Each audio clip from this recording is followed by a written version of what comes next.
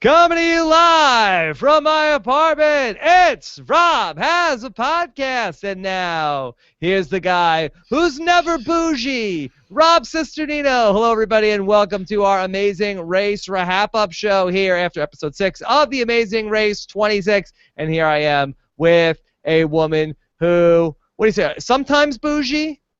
More often not bougie than bougie. Once in a while. When the mood strikes me. When the mood strikes, here she is. It's Jessica Liese. Jessica, how are you? I'm great, Rob. Would it be fair to say that we are kind of a podcast of the people? Yes, we are of the people, and we're not bougie. 99%ers, yo. This is not a bougie podcast. Because if it was, we wouldn't be live streaming. We would just be doing it at our leisure. Instead, we are here with the people on a Friday night. And we got the chat room open on robhasawebsite.com. We are taking your tweets. Scott St. Pierre is reading what you guys are saying on Twitter. We're going to take those later in the show. Hashtag RHAP. And, of course, we are on YouTube, the least bougie of all the video sharing sites. That is at robhasawebsite.com/YouTube. Yep. If you were being bougie, we'd be on YachtTube or something. YachtTube. So anyway, yeah, there's other video sharing sites that are probably bougie. Periscope not bougie either. I hear Meerkat is very bougie though. Oh, I see. So you're setting up this whole dichotomy here. That Yes, Meerkat bougie, Periscope is for the people. And so, Jess, here we are on a night when Team JJ is out. I've got to say, I like almost everybody that's left on the show, and I'm quite sad to see these guys go, especially since I think they were the race's best hope to actually hook up. No, I disagree. I feel like Tyler and Laura. I think they're our great romantic hope. There's still hope there, I guess. We're gonna keep hope alive, but keep hope alive. Yes, we have to, because we are romantics, and if Blind Date Amazing Race doesn't end in somebody hooking up, then what was the point, Jess? Yeah, and if you can't find love on the Amazing Race, where can you find it? Yeah, that's right. That's right. Why did we do all this then if we weren't going to get somebody shacked up? Maybe we were doing it to get people to hate each other. Well, that was the case last week when Bergen and Kurt were the team eliminated. By the way, Jess, did you check out my interview with Kurgan? I definitely did, and you sold it to me as one of the best ones that you've done all season, and I can't argue. Did I mislead you? You did not mislead me. It was great. I love those guys. Was it better than my interview with CJ and Libya? I would say it is even better than that. Even better than my interview with CJ and Libya. So the bar is high. Yeah, that's a high bar, and you surpassed it. We surpassed fly colors. Yes, no, I really enjoyed talking with Bergen and Kurt, because for me it was like a deposition. It was you had people with differing viewpoints. Kurt, is it true that you felt like Bergen? Is it true that you said? So it was very. I loved it. And they played along with you. They seemed to be in pretty good spirits, and I think that was the key, because if either one of them had been like legitimately bitter, it would have been a really awkward interview. Yes, they were not bougie, and so they were very good to talk to. All right, so we're going to talk about a leg in which the Amazing Race goes to France, and I thought this was a little bit odd for an Amazing Race leg.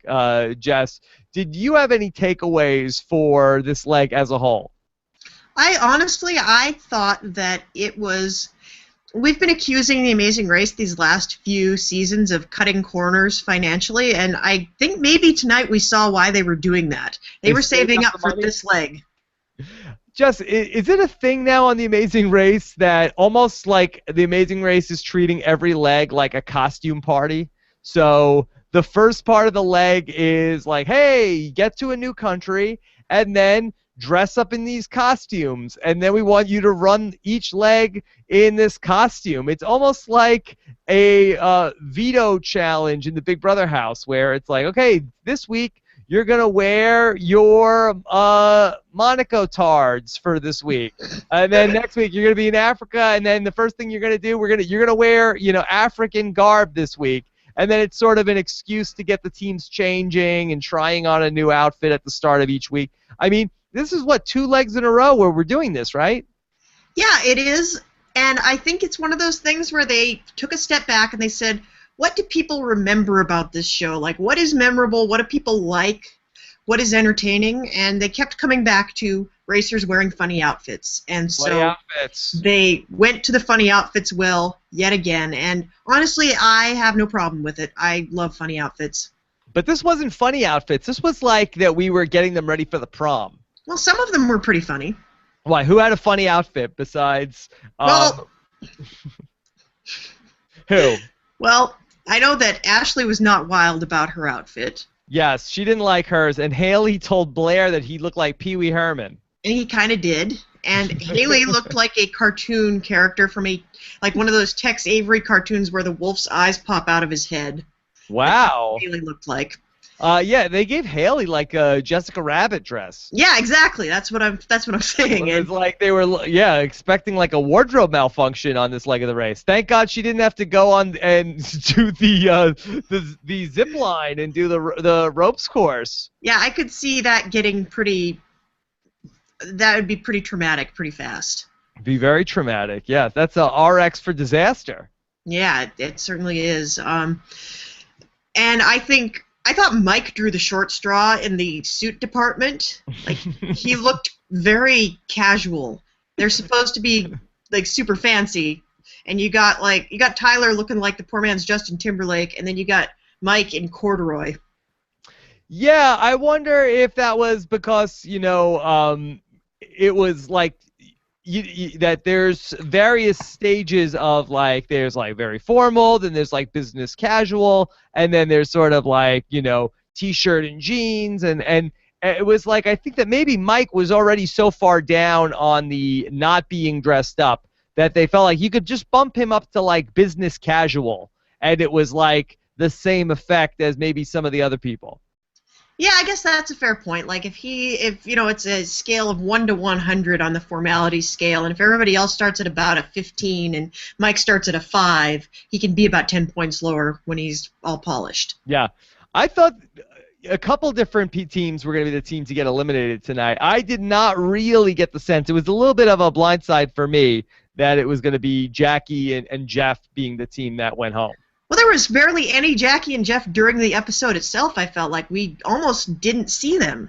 I kept, I'm taking notes while I'm watching the show, and I'm pointing out, who arrives at which task and who picks which task. And Jeff and Jackie, you almost, you saw them briefly show up to each thing, and then you never saw them again.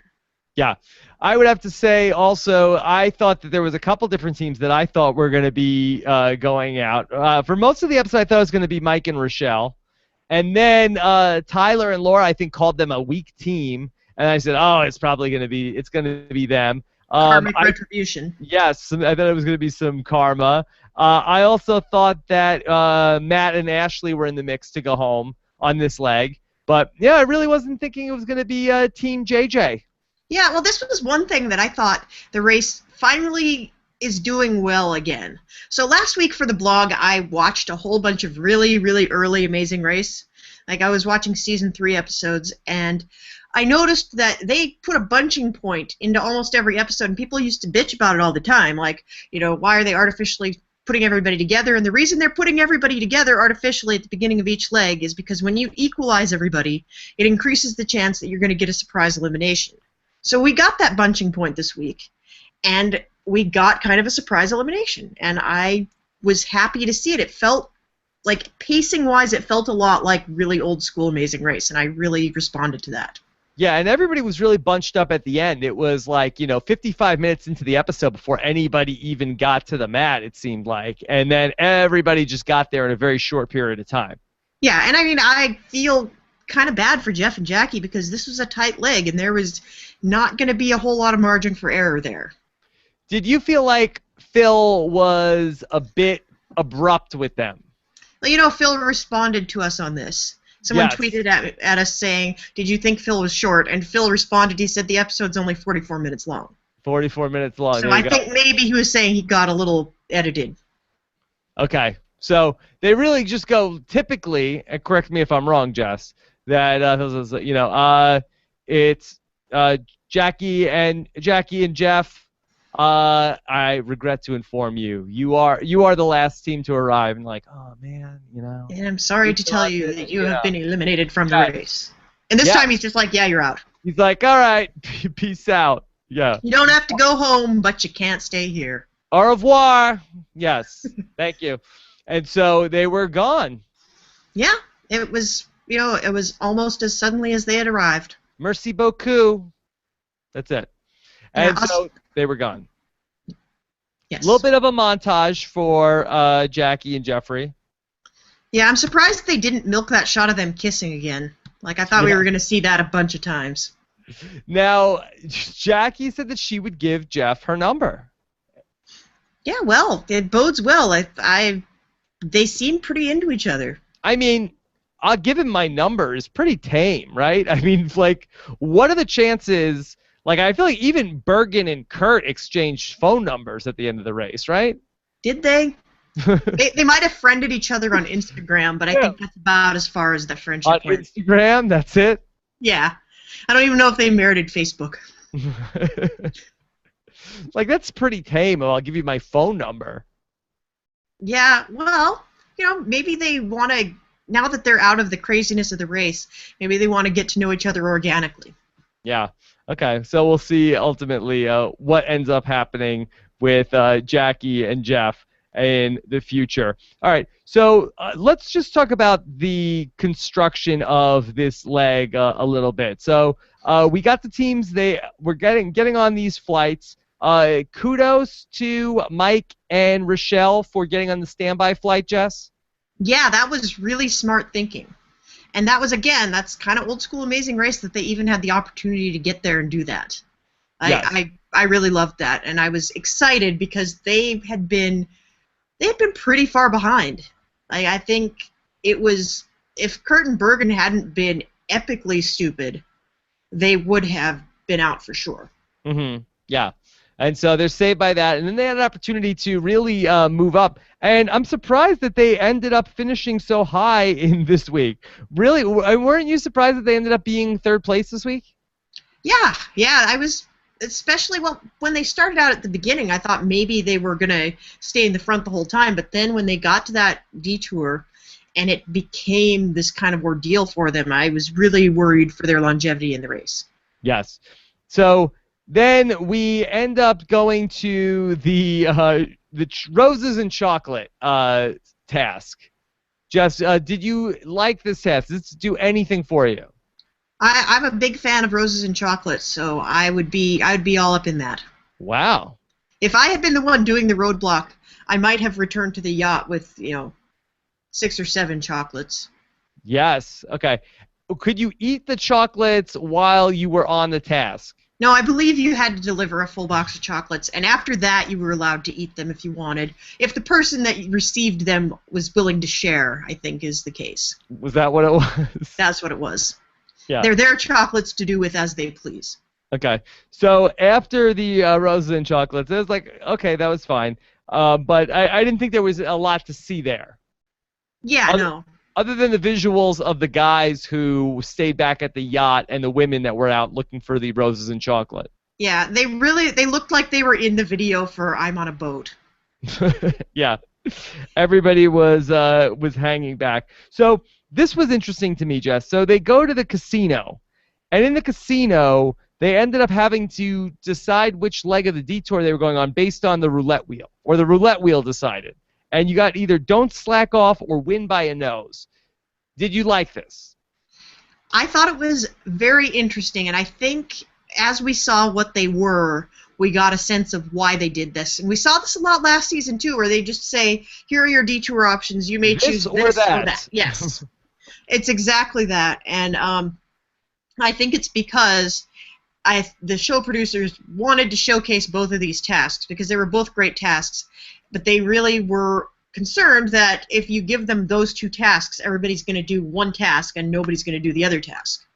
Yeah, what do you think everybody was going to do? Everybody was clearly going to do the zip lining. Yeah. And nobody would have done the perfume, which, it looked a lot harder. It sounded a lot harder when you heard the description. Oh, I think it was a lot harder. Yeah, I think it definitely was. Like, I think the zip lining, you could have just gone there and banged it out. Yeah, I think you could have. And I'm pretty sure if you got to choose, almost everybody would choose that. Yeah. And now, Jess, were you allowed to switch between the two once one of them started? See, I'm not clear about that, but my feeling is, and I haven't looked up where these places were or how far apart they were, but I'm guessing that since you had to go to an entirely, like, the next town over, you had to leave the country of Monaco and go to the town of, as Jelani put it, Easy-E, to get to the perfume task. I think that the ziplining was in an entirely different town, so if you were going to switch, you had to commit to that switching pretty hard, and I think that it would have been impractical.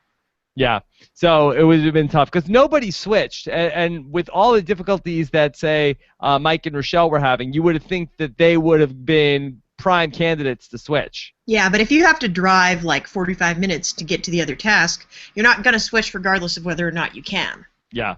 Okay, so a couple of the teams really got through the zip line task fast. We saw Jelani and Jenny do the zip line, and we saw that it was Jenny was loving it. Yeah, well, it looked like a lot of fun. Yeah. Although, honestly, I think they would have had a lot more trouble with it if they had seen season 25, which was airing while they were out doing this. So they did not get to Jim fell off? Yeah, they did not get to see Jim, and I think if I had seen Jim and then had to go do this, I think it would have been a lot tougher.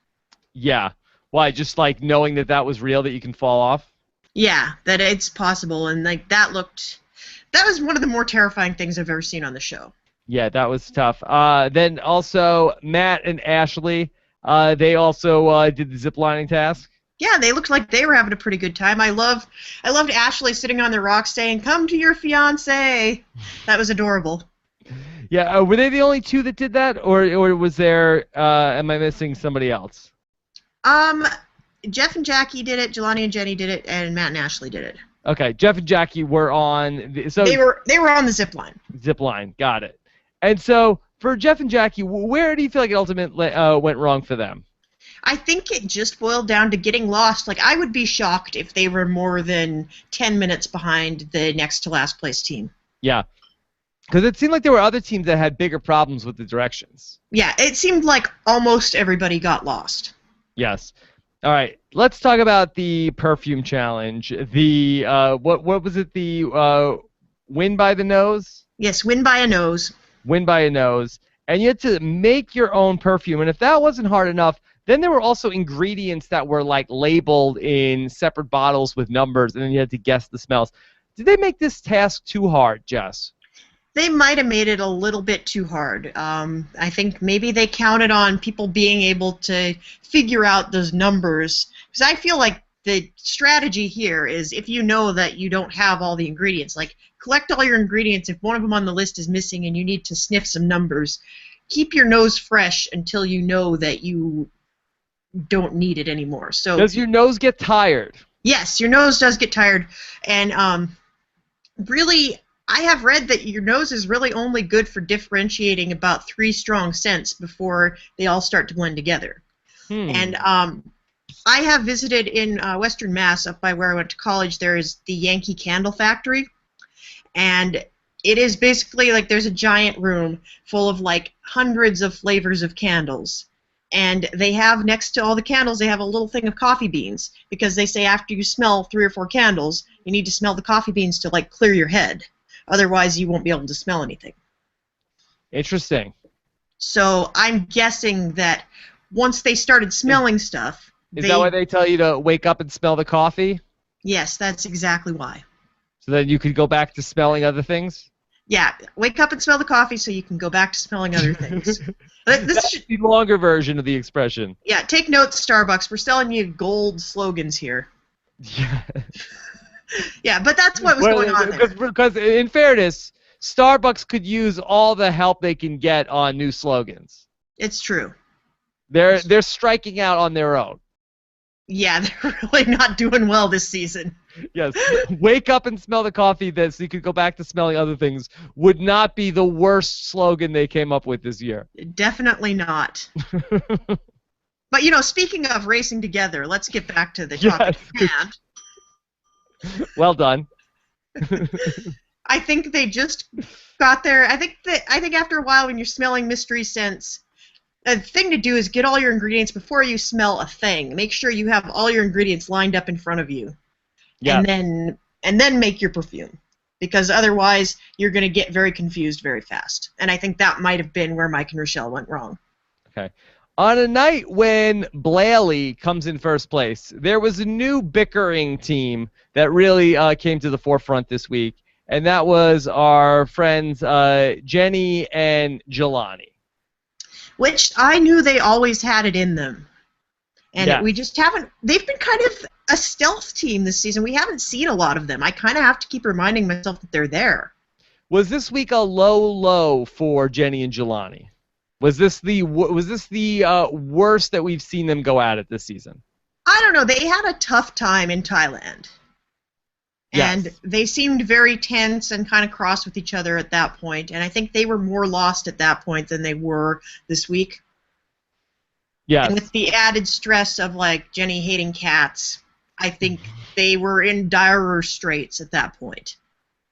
Yeah, but this was tough this week also. Yeah, it wasn't their best showing for sure. Yeah, that was a struggle. That was very much a struggle. Let's highlight a couple of the other teams that are still in the mix here as we head towards the final six. Allie and Steve, just sort of under the radar, right? Yeah, under the radar, quietly competent. Quietly competent. And do you feel like, are they the number one contender right now? I think they're very much front runners. Yeah.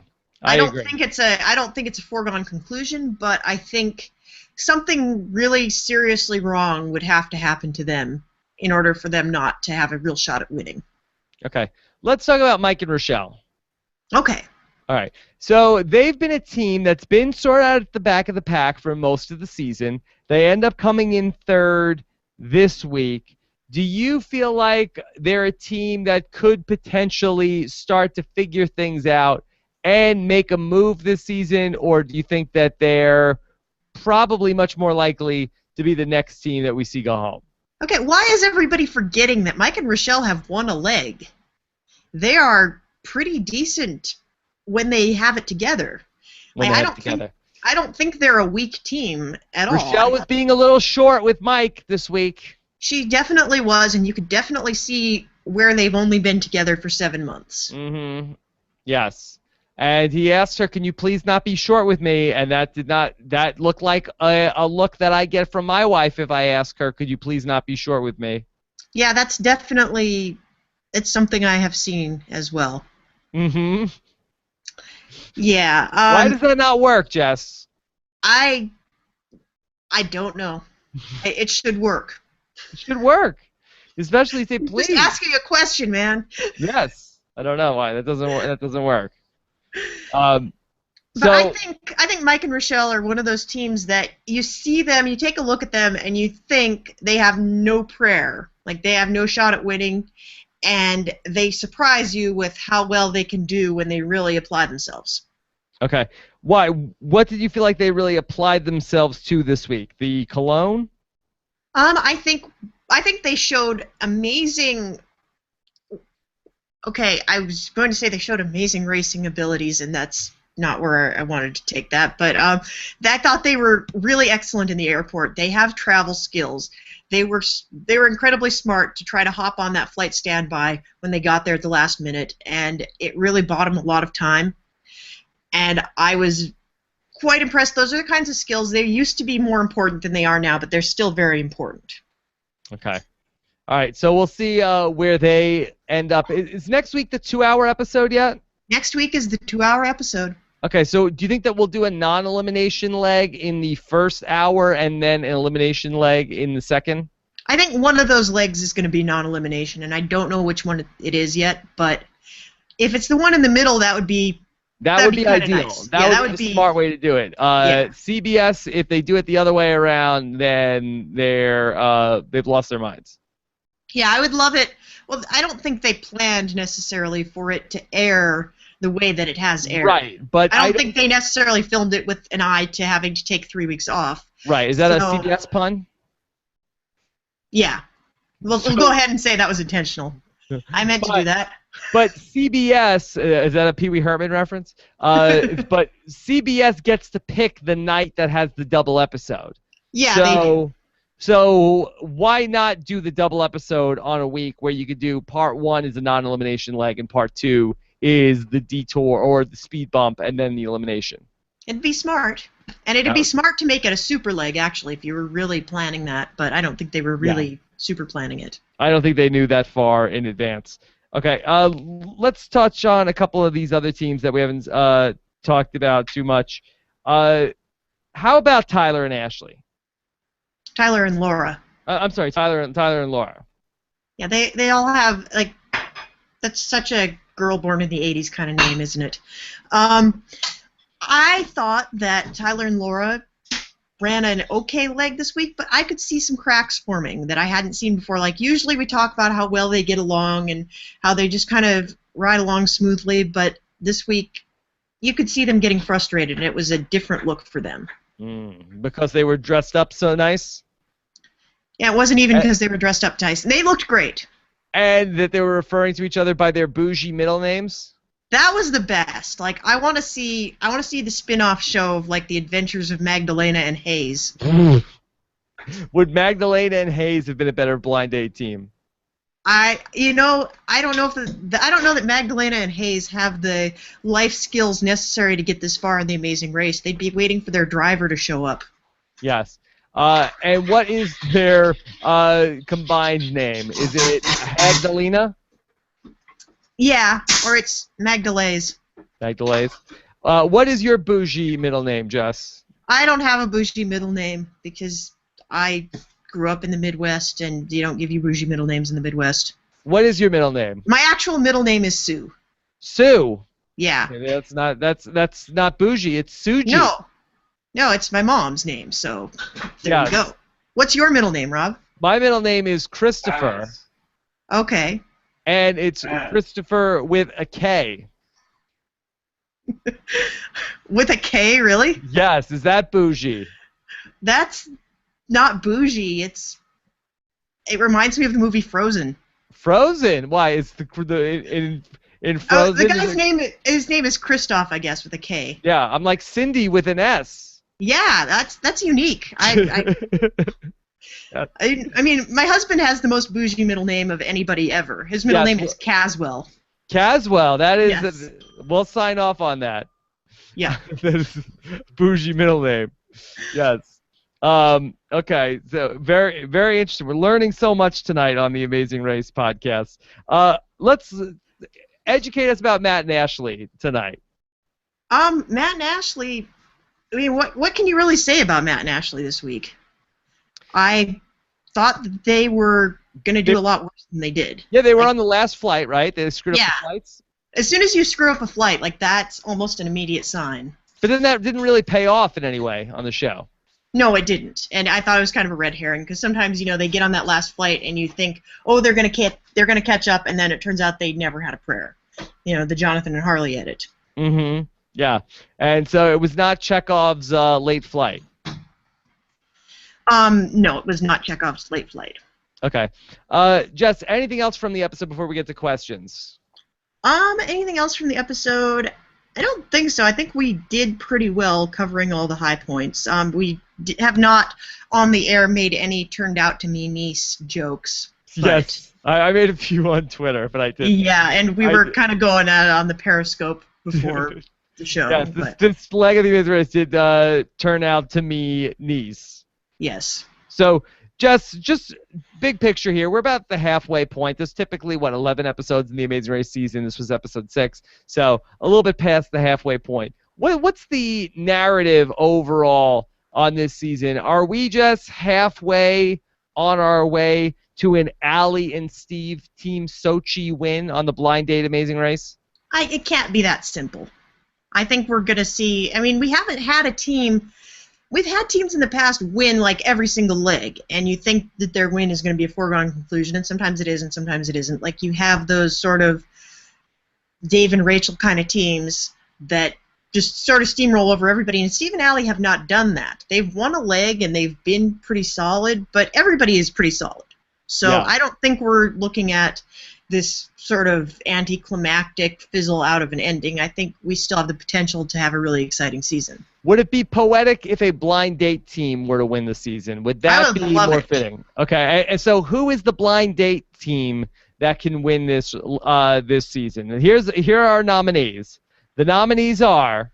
Drum roll, please. Jelani and Jenny, or Team Blaley.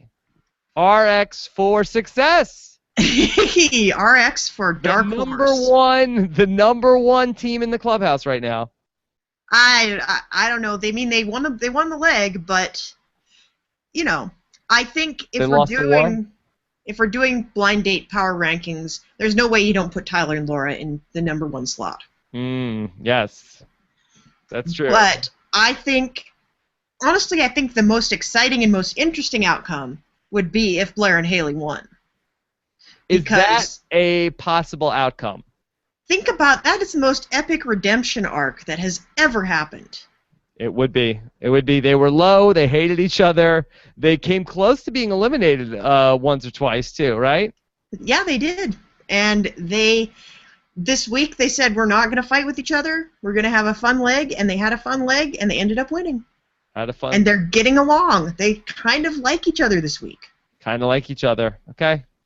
What if they found love and won the $1 million? My head would explode. Wow. Yeah. That would be a very bittersweet prize for Blair. Yeah, that'd be something else. That would turn out to them very nice indeed. Okay, let's take some questions here, Jess, here on the Amazing Race Wrap-Up Show. And let's start off here tonight with a question that is from Dominic Pell, who says, isn't it against the rule to book 2 sets of tickets? How come Mike and Ro could change their flight, Jess? Explain. Did they have the original flight? Or were they about to book it and they saw the other flight?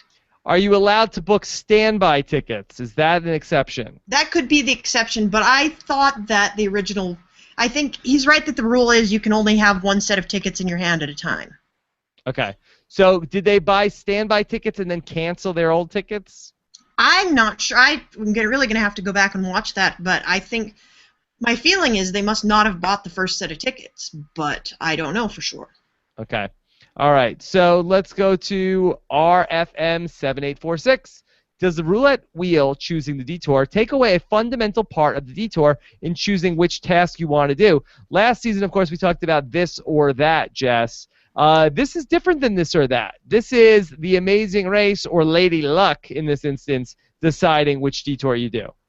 Yeah, and I don't mind it. I would hate it if they did it every single leg, but doing that every so often, I think luck has always played a major role in the Amazing Race, and this is just one other facet of that. Okay. All right. It was definitely fun visually. Mark Slayer says, who was the best dressed, and why was it Mike? I believe, Jess, you were anti-Mike's dress. Well, you know that Mark Slayer is just doing this to needle me, but... He's pushing your buttons. Yes, Mark Slayer, the pesky younger brother of Rob Has a Planet. Yes. So, who was the best dressed in your mind, then? I thought Tyler looked like a hip-hop mogul. A hip-hop mogul? Yes, and I thought that...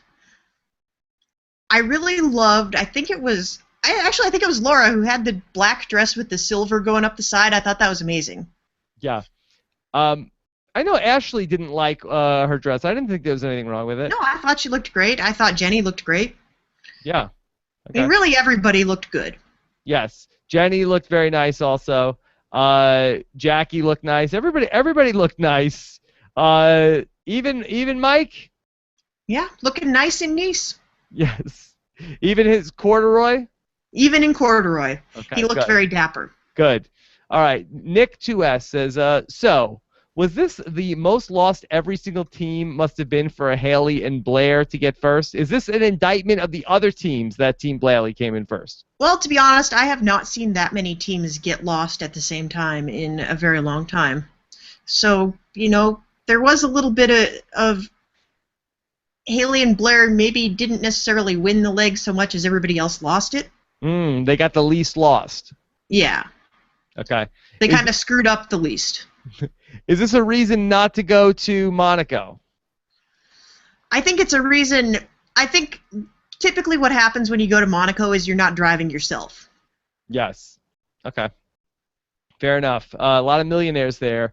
Gary Hogan wants to know, odds are the winning team does not take that trip together.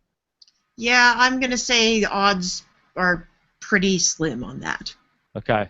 Fair enough. Fair enough. Let's take a question from Jer Martin, who wants to say, was this the first time this season that they balanced the difficulty of one detour and the road from the pit stop to the other detour? I'm glad he caught that because I was thinking about that and I forgot to bring it up earlier. Okay. It looked a lot like the pit stop and the perfume detour were in the same town, and the zip lining was a town over. Okay. And I think that must have been done to balance out the difficulty. Good. So you like that? I think if that's the way you're going to play it. I think we have seen in the past a lot of teams just kind of go for one detour because it's closer by without really regarding what it actually entails. So I think this is okay. Okay. Let's take another question from George Wise. What was a bigger influence on the close finish? The detours being closer in time taken than they seemed, or everybody getting lost, Jess? I think everybody getting lost was the main factor in the finish order this week. Yeah. Everybody was definitely lost. I did feel like that perfume task was very difficult. Yeah, I think. Well, when I first saw it, I thought it was going to be much easier than it turned out to be. Yeah. No, it turned out to me hard. Yeah. Okay, Mr. Air Sonic, Blair and Haley got screen time before Allie and Steve even depart. No bickering, and they win. If they make it to the final three, will it be the biggest redemption arc ever? I heard that it would. I think I'm just gonna go all in on this. I want Blair and Haley to win because it's the most interesting outcome. Wow. I have gone on record now as saying that, and I'm gonna stick to that. Okay. Jess, Keith Dixon wants to know, what is your bougie name for when you make a trip to Monaco? All right, we talked about last names. What would your do you have a bougie name, Jess? I don't have a bougie name. I gotta think of something. I mean, my middle name's clearly not gonna cut it, but if I stretched it out, if I became like Susanna or something, that might work. That might work. Yes. What would my bougie name be? I don't know. Could you style yourself as some kind of foreign dignitary and just kind of call yourself like Robert? Robert, that would be pretty bougie. That's pretty bougie. That would be pretty bougie. I don't know. Is that bougie or Eurotrash? I don't know. Bougie. I think it's Eurotrash. What's the difference? Nathan wants to know, just out of interest, do you think it would be possible for a team to skip everything except for the detour and still not get last place? Because think about it. In theory, it'd only be a 6-hour penalty, and it could be possible. Should a team just skip all the tasks? Teams should never skip all the tasks, but it has happened. Yeah, but how would you know where the pit stop is? It happened in the recent season of Amazing Race Canada. There was a team that quit both tasks, and because another team ended up dislocating their shoulder, they ended up staying in the race. Yeah, but how would you know where to go next? Because you would tell the task judge, I'm quitting the task and taking the penalty. And you either then you sit out the penalty right there or you go to the pit stop, depending. And the task judge has the clue that tells you where to go next. Interesting. Okay. So in the case of the team Rex and Bob who quit 2 tasks on Amazing Race Canada, they sat there at the challenge for a while, and then they went to the pit stop, and they sat at the pit stop for the requisite amount of time, and finally John went up to them and said, yeah, the other team is not checking in. They are injured. They can't continue. You guys are still in it, but you suck. They're like, ha-ha, in your face. We didn't do anything, John. Yeah, basically. Ha-ha. That's like the Sean Connery Celebrity Jeopardy when he gets one right. It really is. It's like, yeah, suck it, Trebek. Yeah, suck it, Trebek. We didn't have to do anything this leg. I've gotten the better of you, Montgomery. So this is from Kilo Fox 2. Wants to say, I guess the teams did not have to drive a stick in Monaco. They'd still be there. Well, it looks like they did have to drive a stick shift because Jenny and Jelani were fighting about it. Yeah, can we reflect for a minute on the delicious irony of all the teams being given a Ford Fiesta to drive in Monaco? Yes, feel free.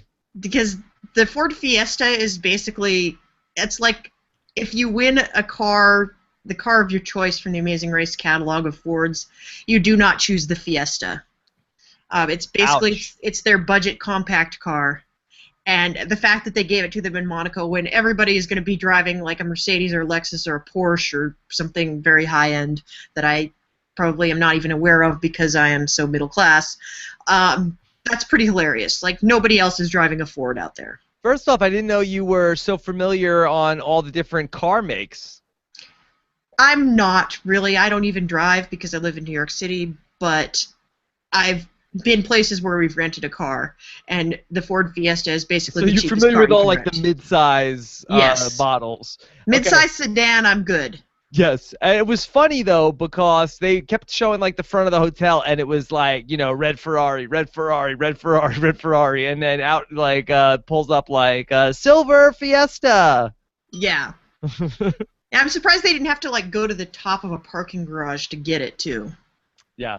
Okay, let's take some more questions. JJ Rules 07 says, do you think the next eliminations will be blind date consecutively like in Australia versus New Zealand? Is that what you're thinking, Jess? I don't think correlation implies causation in any way. I think it's very hard to tell who's really cannon fodder in this because I think everybody is doing pretty well. Okay. Let's take a couple more questions. Too Real says, isn't the point of a detour that you aren't stuck in one task and you have a choice, Jess? You do, but I think technically you probably could have switched detours if you wanted to, but you wouldn't want to. Yeah. Let's take a question from Jer Martin. Says, why didn't they show us how the Ford Focus is manufactured? The drastic cut of product placement compared to last week is a bit strange. It was staggering, Jess. Are you guys saying that you want more product placement? Don't you want to know how the perfume task was made, Jess? How many hours did that take to set up?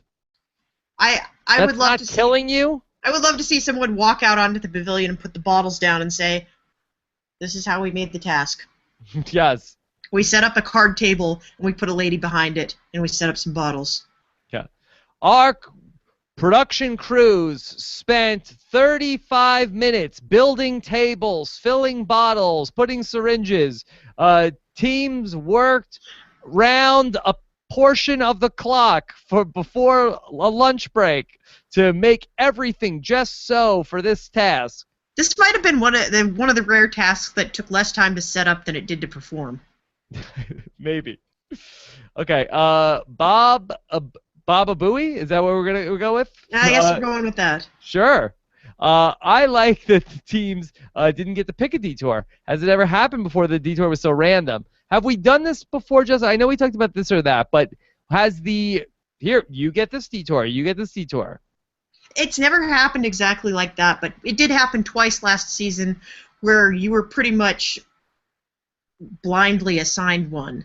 Like there was this or that, and then there was the armor and the pole, and that was also because one of the tasks was so hard that nobody was gonna stick with it. Yes. And so people that tried the pole, basically they just drew the wrong card.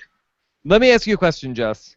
Okay. How much does the future of the Amazing Race depend on Ford being a sponsor? I think they could probably continue without Ford as a sponsor, but it certainly helps them that they've got a company that's willing to underwrite the show so dramatically. I feel like as long as Ford wants to continue sponsoring the show, I feel like the show will continue to go on. I feel like the worst thing that could happen for the Amazing Race would be for Ford to say, we're out of the Amazing Race business. I think the takeaway from this is that everyone needs to go out and buy a Ford so that Ford knows that their advertising on the Amazing Race is working. If, at the very least, if you're an Amazing Race fan and you don't want to see the Amazing Race go anywhere, I would be tweeting about how you are considering buying a Ford because you saw it on the Amazing Race. I'd be working on that tweet right now. Man, Ford Fiesta, hashtag or at Ford. What should they do? I don't know. What is the Twitter of Ford? Is it just Ford? At Ford, hashtag Ford Fiesta is the coolest car I've ever seen. I would buy it after I saw it on the hashtag Amazing Race. Yes, tweet at, it is just Ford. It's at Ford. So tweet at those, Ford, tweet those hashtag rave Ford reviews. Fiesta. Yes, tell them how much you love seeing it on the Amazing Race. All right, Mr. Air Sonic. Do people still think this is a bad season? In my opinion, it's been one of the best. Good tasks, good locations, good teams, bickering, great TV from Haley. All we need is that one meltdown every season has to put the cherry on the top. Jess, is this a bad season of the Amazing Race? I got to be honest. This is not a bad season of the Amazing Race. And I was very down on this season in the beginning. I said it had the potential to be the worst ever. And it didn't get a great start, but I am warming up to it, especially after this week. I'm prepared to say that I am having a great time watching it. Wow, look at you, Jess. Look at, am I ever this positive? Sunshine. You're like Stephen Fishback right now. Yeah, I mean, seriously, I feel like there's a winner's edit in my heart. And the winner's edit is going out to all the American people. Yes. Blaley. Okay. All right, let's do one last question here with Jesse Sunshine. Okay, this is from Scott Grimes. More romantic German love songs or Flowers and Chocolate? I think I know your answer, Jess. Flowers and Chocolate. You can't eat a German love song. Yes. All right. Great job. Jess, have you had inspiration about what you're going to blog about this week? I don't yet, but I wanted to throw out a couple of random little tidbits of fun news from the world of Amazing Race social media before we go, if I may. Please do. There's a couple of viewing parties and hangouts happening out in the world of Amazing Racers. This week, Jackie flew in and watched the episode with Jeff and Haley. They had a party and they FaceTimed with Blair. It looked like a really great time. And also, Jonathan and Harley had a special visitor this week in the form of one of their old 90s pop star contemporaries. Debbie Gibson stopped by, and they were all hanging out. And she looks amazing. She looks like she did when I was listening to her back in the day. You know you want it. You know you need it. Crystal Light. Oh, my God. That's my favorite Debbie Gibson song.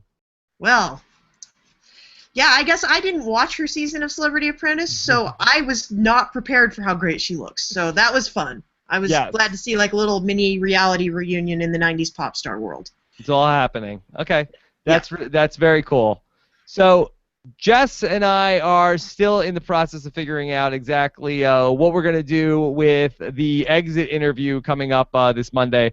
I am headed to Vegas for New Media Expo and the Podcast Awards, but we'll figure it out. Either myself or Jessica or maybe, who knows. We'll talk with Jeff and Jackie coming up this week. Yeah, we'll figure it out. We want to bring that to you. We'll figure it out. We need to know what's going on there. If we're still shipping them. Yeah. Okay? That's mainly what I want to. That's mainly what we're going to ask them. Yes. We'll do 15 minutes about their relationship and when they're having kids. Basically. Yes. And then also check out Jess's blog at robhasawebsite.com. And then Yeah, and then so much else going on. We did the big Survivor podcast yesterday. Did our Survivor exit interview. We've got Spice and Hour coming up as well next week. Then we'll get back into the Survivor. We have our Game of Thrones. I know it's Jess's favorite show outside of The Amazing Race, right? It's my favorite show that I don't cover. Yes, and we are going to be talking about that on post-show recaps. Josh and Antonio will have the premiere at 10:15 p.m. Eastern on Sunday night at postshowrecaps.com. And also, this week, Mike Bloom and I are going to be talking about Orphan Black, which is having its premiere fairly soon. Yes. So that's going to be a thing that's happening. If you guys want us to cover it all season, get on the horn to post-show recaps and make it known. Yes. So, Jess, if people have Orphan Black questions for you, what should they do? They should tweet them at me. Tweet them to tweet them to @HaymakerHattie. And @HaymakerHattie. You can also ask me questions about other shows. You may ask me all the Amazing Race questions you want. I don't need to tell you that. You do it anyway. Okay. Of course, we need a hashtag for this episode, Jess. What do we you have so many contenders. We have a lot of contenders. What do you want to go with? I've got hashtag YachtTube. I have hashtag MonacoTard. I have hashtag RX4Disaster. Yes. Hashtag SuckItMontgomery. And I have hashtag Jesse Sunshine. Jesse Sunshine. I also got hashtag Silver Fiesta. Yes, hashtag Silver Fiesta. So and hashtag Dapper Corduroy. Dapper Corduroy. What do you want to do? I think I'm gonna go with hashtag RX4Disaster. RX4Disaster. I'm a little scared of YachtTube. I think we need to research that. Google that before we a little scared of MonacoTard, to be honest. MonacoTard, yes. That could We have so many hashtag options this week that if you wanted to tweet them all at us, you would run out of characters. RX4Disaster. All right. Jess, great job this week. Great job to you this week, Rob. All right. Take care, everybody. Have a great weekend, and we'll talk to you again soon.